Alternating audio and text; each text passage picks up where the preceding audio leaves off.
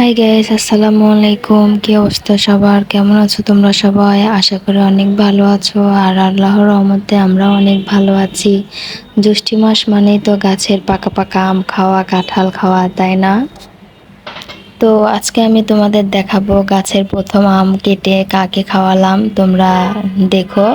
তো এই তো তোমাদের ভাইয়া গাছ থেকে আম পাড়তেছে। আমি বাইরে চলে আসছি, আসার পরে গাছের দিকে তাকাইছি, দেখি মা গাছে আম পেকে আছে। তো যেই ভাবা সেই কাজ, তোমাদের ভাইয়াকে বাসাতে ভিতর থেকে ডেকে নিয়ে এসে বললাম যে এই তো আমাদের গাছে দেখো আম পেকেছে, পারো। তো সে পারার পরেই তো আমাদের বাসার আরেক পাশেই তো আরেকটা আমের গাছ, এটাতে পাকেনি, সাথে ছিল সুপারির গাছ। আমাদের বাসার দুই পাশে দুইটা আমের গাছ আছে, বাগানে আছে আরো আমের গাছ। তো এই তো এখন আমি আম কাটতে চলে আসলাম। দেখো কালারটা যে এত সুন্দর। তো আমটা কেটে এখন আমার শ্বশুর মশাইকে খাওয়াতে দিতে যাব। তাই উনি বলল যে আম এত তাড়াতাড়ি পেকেছে। আমি বললাম যে হ্যাঁ। তো বললো সামনে তো কুরবানি ঈদ, আমার মেয়ে জামাই এসে কি আমটা কি ওরা ঈদের মধ্যে এসে কি বাসায় এসে কি আমটা কি খেতে পারবে? তা আমি বললাম যে না, হয়তো বা এতদিন থাকবে না, ঈদের তো এখনো অনেক দিন বাকি আছে। তো টেনশনে পড়ে গেছে, গাছের আম মেয়ে জামাইকে খাওয়াবে না তা কখনো হয়?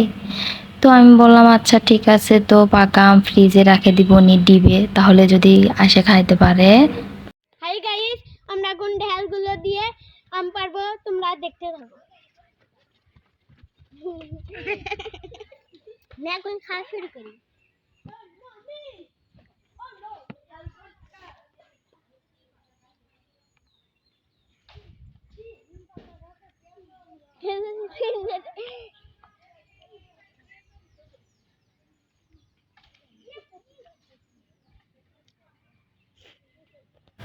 এই তো দেখো গ্রামের বাচ্চা কাচ্চা কত মজা করে, কত আনন্দ করে তারা গাছ থেকে আম পাড়তেছে। বিকেল বেলা হয়ে গেছে, তারপরে এই তো ঢাল দিয়ে একটা আম পাড়ছে, সেটা খাচ্ছে ওরা।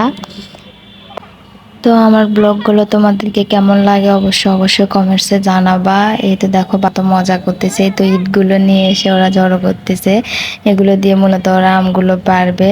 তো ইটগুলো অনেক বড় বড়, ছোট বাচ্চা কাচ্চা তো ভারী লাগতেছিল, ওই জন্য বেশি উঠায় ওরা উঠাতে পারতেছিল না ঢালগুলো।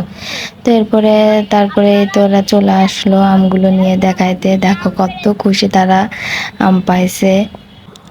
এই তো দেখো বিকেলবেলা ওয়েদারটা এত সুন্দর, এক পাশে বাচ্চা কাচ্চা খেলতেছে, আরেক পাশে এই তো দেখো ধানের জমিতে ছাগলগুলো খাচ্ছে, কত মজা করে, তাই না বিকেলবেলা?